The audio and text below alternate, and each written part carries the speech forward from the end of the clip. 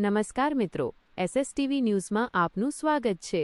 વાવ થરાદ જિલ્લાના નવરચિત રાહ તાલુકા ખાતે દેશના 80મા સ્વાતંત્ર્ય પર્વની ગૌરવપૂર્ણ ઉજવણી ગુજરાત વિધાનસભાના અધ્યક્ષ શ્રી શંકરભાઈ ચૌધરીના અધ્યક્ષસ્થાને કરવામાં આવી હતી।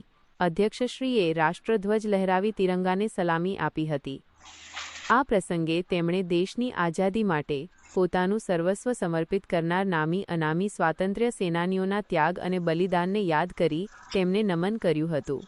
સાથે જ દેશની સરહદોની સુરક્ષા કરતા જવાનો, ખેડૂતો, પશુપાલકો, માતાઓ બહેનો અને યુવાનોના રાષ્ટ્ર નિર્માણમાં રહેલા અમૂલ્ય યોગદાનને બિરદાવ્યું હતું। અધ્યક્ષ શ્રી શંકરભાઈ ચૌધરીએ જણાવ્યું હતું કે સ્વતંત્રતા આપણને વારસામાં મળી છે, પરંતુ વિકસિત ભારતનું નિર્માણ કરવાની જવાબદારી આપણી પેઢીની છે।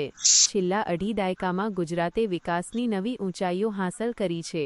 પાણી, વીજળી અને રસ્તા માત્ર સુવિધાઓ નથી, પરંતુ વિકાસની પાયાની શરતો છે। નર્મદા કેનાલ, સુજલામ સુફલામ યોજના, જ્યોતિગ્રામ યોજના અને વિવિધ માળખાકીય વિકાસ કાર્યોએ ઉત્તર ગુજરાત તથા સરહદી વિસ્તારોના સામાજિક અને આર્થિક જીવનમાં મોટું પરિવર્તન લાવ્યું છે। ગુજરાતના ખેડૂતો, પશુપાલકો, શ્રમિકો, મહિલાઓ, યુવાનો અને ઉદ્યોગ સાહસિકોની મહેનત રાજ્યની વિકાસ યાત્રાની મુખ્ય શક્તિ બની છે। અધ્યક્ષશ્રીએ જણાવ્યું હતું કે વાવ થરાદની ધરતી વિકાસની સાથે રાષ્ટ્ર સેવાની પણ ધરતી છે। સરહદ પર તૈનાત આપણા જવાનો દેશની રક્ષા કરે છે, જ્યારે સરહદ નજીકના ખેડૂતો પોતાના ખેતરમાં પરસેવો વહાવી દેશની અન્ન સુરક્ષામાં યોગદાન આપે છે। નડાબેટ ખાતેનો સીમા દર્શન પ્રોજેક્ટ માત્ર પ્રવાસન સ્થળ નહીં, પરંતુ રાષ્ટ્રભક્તિ જગાડતું જીવંત કેન્દ્ર બન્યો છે। ભારતમાલા પ્રોજેક્ટના આધુનિક હાઇવે નેટવર્ક, નાણી ખાતે આકાર લઈ રહેલા એરફોર્સ બેઝ અને એરપોર્ટ, તેમજ માર્ગ, પાણી અને અન્ય માળખાકીય સુવિધાઓના વિકાસથી સમગ્ર સરહદી વિસ્તારમાં કનેક્ટિવિટી, આર્થિક પ્રવૃત્તિ અને સ્થાનિક રોજગારીની નવી તકો ઊભી થશે। નવરચિત વાવ થરાદ જિલ્લાની વિકાસ યાત્રા અંગે અધ્યક્ષશ્રીએ જણાવ્યું હતું કે પૂજ્ય મહાત્મા ગાંધીજીના જન્મદિવસે બનાસકાંઠામાંથી અલગ વાવ થરાદ જિલ્લાની રચના સાથે નવરચિત રાહ અને ધરણીધર તાલુકાઓની રચના સરહદી વિસ્તારના સર્વાંગી વિકાસની દિશામાં ઐતિહાસિક પગલું છે। એક સમયે સરકારી કામકાજ માટે લોકોને દૂર પાલનપુર સુધી જવું પડતું હતું, જ્યારે આજે સુશાસનનો વહીવટ લોકોના ઘરઆંગણે પહોંચ્યો છે। વાવ થરાદ જિલ્લાની રચના બાદ જિલ્લાનું પ્રથમ સ્વાતંત્ર્ય પર્વ નવરચિત રાહ તાલુકા ખાતે ઉજવાવું સમગ્ર વિસ્તાર માટે વિશેષ ગૌરવની ક્ષણ હોવાનું તેમણે જણાવ્યું હતું। અધ્યક્ષશ્રીએ જણાવ્યું હતું કે શિક્ષણ, આરોગ્ય, કૃષિ, સિંચાઈ, ઉદ્યોગ, માર્ગ અને વહીવટી સુવિધાઓના ક્ષેત્રે અનેક મહત્વપૂર્ણ વિકાસ કાર્યો હાથ ધરવામાં આવ્યા છે। છેલ્લા 3 વર્ષમાં પ્રાથમિક શાળાઓ માટે 364 કરોડના ખર્ચે 1827 નવા વર્ગખંડોનું નિર્માણ કરવામાં આવ્યું છે, જ્યારે 52 કરોડના ખર્ચે 2733 હયાત વર્ગખંડોના અપગ્રેડેશનની કામગીરી પ્રગતિમાં છે। થરાદ ખાતે 52 કરોડના ખર્ચે જિલ્લા કક્ષાની નવી સિવિલ હોસ્પિટલનું નિર્માણ થઈ રહ્યું છે। દુધવા ખાતે 48 કરોડના ખર્ચે જીઆઈડીસીની કામગીરી, ફૂડ પાર્ક, કૃષિ અને બાગાયત ક્ષેત્રે સેન્ટર ઓફ એક્સિલન્સ, થરાદ ખાતે વિજ્ઞાન કેન્દ્ર તેમજ 500 કરોડના ખર્ચે એગ્રી એન્જિનિયરિંગ કોલેજ સહિતની સુવિધાઓ જિલ્લાના વિકાસને નવી ગતિ આપશે।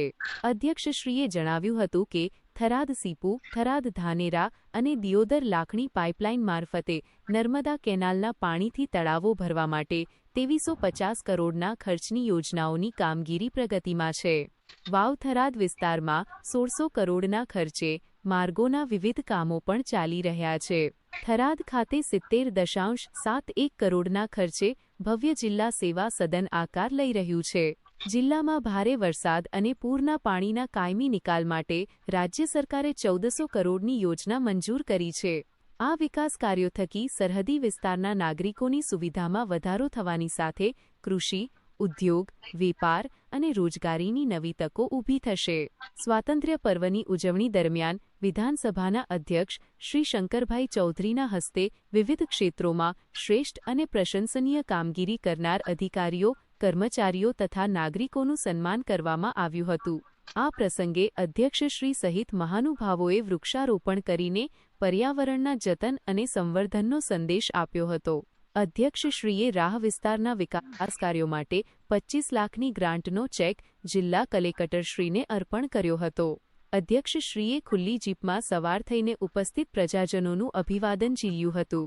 રાષ્ટ્રીય પર્વની આ શાનદાર ઉજવણીમાં જિલ્લાની વિવિધ શાળાના વિદ્યાર્થીઓ દ્વારા દેશભક્તિસભર સાંસ્કૃતિક કાર્યક્રમો તેમજ પોલીસના જવાનો દ્વારા શિસ્તબદ્ધ પરેડ કરી હતી, જેને નિહાળી ઉપસ્થિત લોકો મંત્રમુગ્ધ બન્યા હતા.